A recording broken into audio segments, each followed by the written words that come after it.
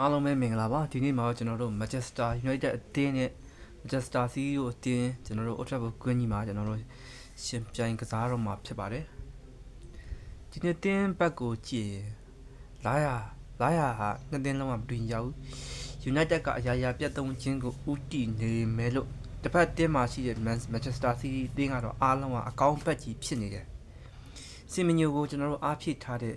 Manchester City နောက်ထပ်ကျွန်တော်တို့နောက်ခံလူကိုကြီးကိုကျွန်တော်တို့အားပေးထားတဲ့ Man City တင်ဟာအရာရာအကောင့်ဘက်ကြီးဖြစ်နေတယ်နောက်ပိုင်းရလက်တွေလည်းမစိုးဘူးကစားပုံစံတွေလည်းကျွန်တော်ကောင်းလာတယ်ဒါပေမဲ့တစ်ဖက်မှာ Manchester United တင်ကတော့ပူပူနွေးနွေးပဲနီးပြအမော်ဒင်ကိုကျွန်တော်တို့ထုတ်ပယ်ထားပြီးတော့ယာယီကျွန်တော်တို့ဒီယာယီနီးပြအနေနဲ့ကျွန်တော် Dian Fletcher ကင်တယ် Dian Fletcher နှစ်ပွဲကင်တွယ်ခဲ့နှစ်ပွဲလုံးအခြေအနေမကောင်းခဲ့ဘူးကျွန်တော်ဒီနောက်မှာတော့ Michael Carrick ဒါရာဒီကုန်ထိ19ပွဲတိကန်တွေ့ရမှာဖြစ်ပါတယ် Michael Carrick ကဆိုရင်တော့ကျွန်တော်တို့ United တင်ရဲ့ကိုယ်လက်လူဟောင်းဖြစ်တယ်လို့ United တင်ရဲ့ legend တယောက်လဲကျွန်တော်တို့ဖြစ်ပါတယ် Carrick အနေနဲ့ဘလောက်စွမ်းဆောင်ပြနိုင်မလဲဒါကြည့်ရမယ်ပွဲကောင်းတစ်ပွဲဖြစ်ပါတယ်ဒီပွဲမှာ United တို့ကကျွန်တော်တို့ Carrick ရဲ့စိတ်ကြိုက်ကျွန်တော်လင်းနဲ့3-1ပုံစံနဲ့ကစားထွက်လာမျိုးကျွန်တော်တို့သိရတယ်ရက်လက်ကောင်းတွေ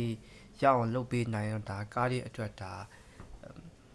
ကောင်းမွန်တဲ့ကျွန်တော်တို့အခွင့်အရေးတစ်ခုရသွားနိုင်တဲ့ပွဲလို့ကျွန်တော်တို့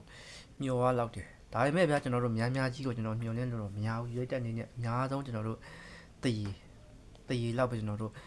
ဒါညှော်လင့်ခွင့်ရှိမယ်တစ်ဖက်ကောင်းတာလေးကြည့်ရမယ်ဆိုကျွန်တော်တို့နိုင်ငံတကာပွဲတွေတွားရောက်ကစားနေတဲ့အာမတ်ဒီယာလုံးနဲ့ကျွန်တော်တို့အမ်ပွန်ဘူးတို့ကကျွန်တော်တို့အတင်းနဲ့ပြန်လဲပြီးတော့ပူပေါင်းလာပြီကွန်နယ်မှာဆိုကျွန်တော်တို့ကက်စမဲရိုဘရူနိုဖာနန်ဒက်ကိုပီမိုင်းယူတို့ကျွန်တော်တို့3ယောက်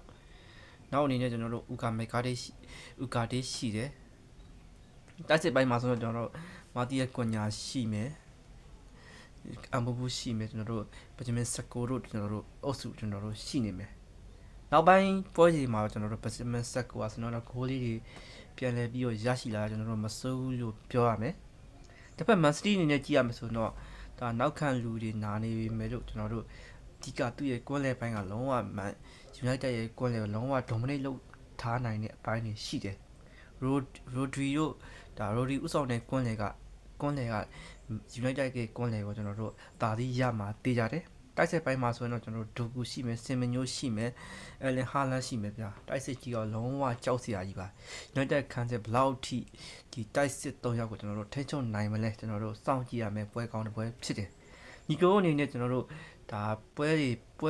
ဉ်မှာဘယ်လိုပြီးသုံးသွားမယ်လို့ကျွန်တော်တို့ခံမှန်းပြီးခဲ့ပါအောင်အားလုံးကိုကျေးဇူးတင်ပါတယ်